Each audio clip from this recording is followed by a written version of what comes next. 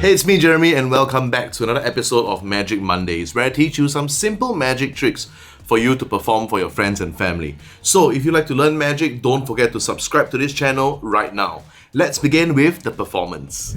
Okay, Angel, I have with me 2 dice. Go ahead, check them out. I want you to pick them up, roll them in your hands, and again, make sure that it comes out different numbers and all that kind of stuff. Okay, good. In a moment, this is what I do. I will look away and I want you to take the dice, roll them, and then just drop them near you and just secretly look at a number. Okay, secretly look at a number and remember, then add them up and remember. I don't want to see it. Okay, so go ahead. I'll look away in case you think I cheat. Okay? Okay. Done that? Yeah. Now, I want you to pick both dice up and look at the bottom and add them together. So add all 4 numbers together. Okay. You got it? Yeah. Okay. Take the dice, randomize them again, and then put them aside. So I have no idea what numbers you roll to, correct? Yeah. Good. This deck of cards, pick it up. Okay. I want you to deal that number that you roll. Okay. Deal them down, face down one by one. 1, 2, 3, 4, 5, 7, 8, 9, 10, 11, 12, 13, 14. That's it? Yeah. 14th card? Yeah. Okay, take a look at the card. Show everybody what it is. 8 of diamond. 8 of diamonds. Very good. The interesting thing is this. The card box and the cards has been there the whole time. I was nowhere near it. Yeah. Agree? Yeah. Now I want you to put the deck down. Open the box. Inside contains 1 card from an entirely different bag. Take a look. Show them both. And that is a perfect match. Today we are using the Crossed Keys playing cards by Peter Turner. These cards are produced by Illusionist and printed with the USPCC crush stock. They are very durable and they are perfect for magicians, cardists and card collectors alike. Now, on to the tutorial. So this is how you perform this particular card.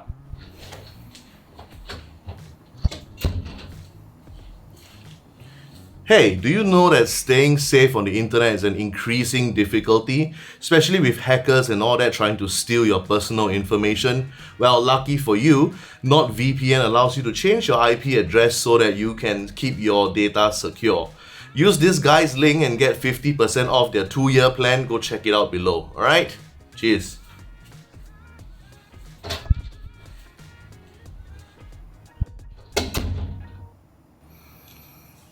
Right.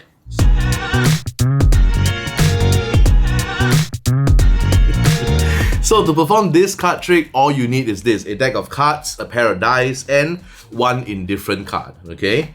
Now, we have to select the card that we want to force your audiences to pick. In our case, it was the 8 of diamonds. Okay? So I use the 8 of diamonds, and you have to place it on the 14th position. Okay? So you go 3, 6, 9, 12, 13, 14th position on top. Okay, so now the 8 of diamonds is sitting on the 14th position from the top of the deck. Got it? Now you grab another card, which is 8 of diamonds also, but from a different back. Okay, somewhat contrasting so that know that it's from a different back design.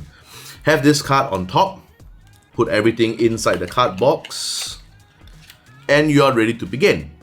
All you need to do now when you take out the cards is to be careful and have the cards facing you this way. What you're actually doing is that you're actually pulling out all the cards, okay, including the red back, and just simply slide the top card back. Take everything out and place it on the table and close the box. So what essentially you have done is that you have left the prediction card, the indifferent 8 of diamonds, inside the card box. Okay? And the rest of the cards goes on top of the card box and put everything near them. The reason why I do it is because if everything is near them, at the end you can also say that, you know, the cards have been there the whole time. I'm nowhere near it, so there's no way I can manipulate the cards, correct? And they will agree, right? The cards has been there the whole time. Now the main secret of this is actually the dice. Now it's no special dice, don't worry, just grab any dice and it will be the same because the ends of both sides of the dice will add up to 7. So here we have 1, okay? On the other side is 6, it will add up to 7. Here we have 4, on the other side is a 3, which will add up to 7. And of course, here we have 2, on the other side is a 5, which will add up to 7. So if you have 2 dice, it will add up to 14. If you have 3, it will add up to 21. But I feel that 3 is a little bit, it takes a longer process to add all the numbers up together, which will kind of kill the momentum of this trick. So 2 is just nice. 1, I feel, might tip the method. Okay, might tip the method. So 2 is perfect in my case. Let me know if you think it's different, okay? So they roll the dice, and then I ask them to specifically just cover up. Okay, I don't want to look at it. I want them to just secretly add the numbers up together. Now, the reason why I do that is because I don't want them to just say the numbers out loud. Okay, 4 plus 6 is 10, and then they add up this way.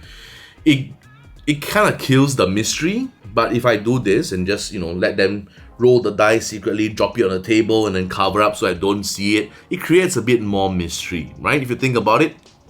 And also, it's also more impossible, okay? So they look at it, and in my case, it's 6 and 4, which adds up to 10.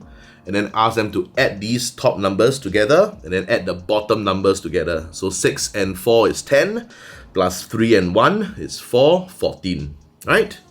So every time they roll, it will equal to 14.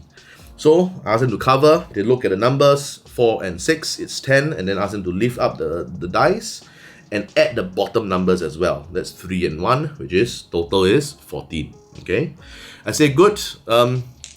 You can take the dice, put it aside, ask them to grab the deck of cards and deal down to whatever number they roll to. So at this point, they have no idea what's happening. Everything is quite fair. They roll the dice a few times to make sure that the numbers are different. If you are at their place, you can borrow their dice, even better, right? Excuse me. So after that, ask them to deal down to that particular number. In our case, it's 14. 1, 2, 3, 4, 5, 6, 7, 8, 9, 10, 11, 12, 13, 14. When they look at it, obviously, it will be the 8 of diamonds. Okay? At this point, they have no idea what's going to happen, right? They just roll a pair of dice and then just deal down to whatever numbers they roll to. That's it. Correct? Until you explain to them the big surprise, which is the cards has been with you the whole time. The box has been there the whole time. I was nowhere near it, and there's no way I could manipulate it, correct? You roll the dice, any number you like, you add at the top and bottom numbers. Fair? They'll definitely say it's fair. Because inside the card box, and just point and let them do everything, right? Inside the card box, there's one card. And when they pick it up, they will feel something moving. Naturally, when they open up the card, inside there's an indifferent card with a different color back. And of course, it is the 8 of diamonds, right? What I like about this card trick is that before you even begin, the trick is already over. The moment you take out the cards, okay, and place it here together with them, you are ready to blow their minds, correct? You don't have to worry about any form of calculation or any sleight of hand or any controls or anything like that. The moment you take out the cards and place them on the box, the trick is basically over. You just have to concentrate on the presentation.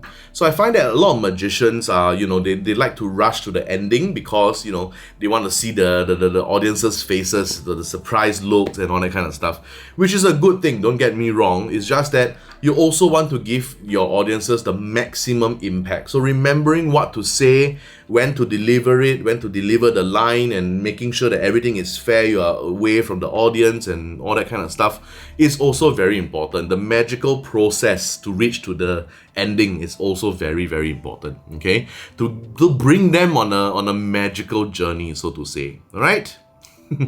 So here are some other ideas of how you can reveal the card. First and foremost, you don't really need to have an indifferent card inside the box, okay? This is the way I choose to do it. You don't have to. You can always say, for example, take a picture of this and send it to them before you perform it, right? So you say you take a picture of this, or you can Google an 8 of diamonds image and then send it to them and say, don't look at your phone just yet, I'm going to show you something. Here, take this pair of dice, go ahead, roll them and all that, and then do your trick. At the end, you say, okay, is this everything fair? You roll to any numbers and then you deal down to that particular card. What was the card? 8 of diamonds.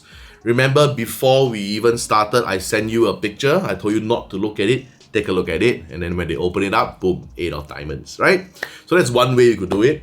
Another way is that you could take an indifferent card and place it somewhere in their house, or if you're performing at home, place it somewhere, you know, far away and all that kind of thing. Not too far, within sight of the audience, right? So that when they see it, it's like, yeah, kind of notice that there was a card, you know, the back of a card somewhere against the cupboard or something like that, okay? So that's another method or idea for you to go and explore. Let's see, what other things? You could also, you know, have it on your, let's say, Instagram bio. Okay, you can just write there, you will select 8 of diamonds. Okay, and so when you perform this trick at the end, you will, you know, ask them to, okay, here, check this out. Go to my Instagram, okay, which they will go to, and then ask them to go and follow you, right? And if you look at the bio, you will see that I've written down something and it says you will select the 8 of diamonds. That simple, okay? So here are some other ideas for you. I hope you enjoy it. Let me know in the comments what do you think about this card trick, and what other forms of revelations, other ways you would have, other ideas that you have to review this playing card, okay? Share it with the rest of the people and let me know what you think, alright? Once again, thank you so much for watching. You guys take care, stay safe, and I'll see you on the next one. Bye!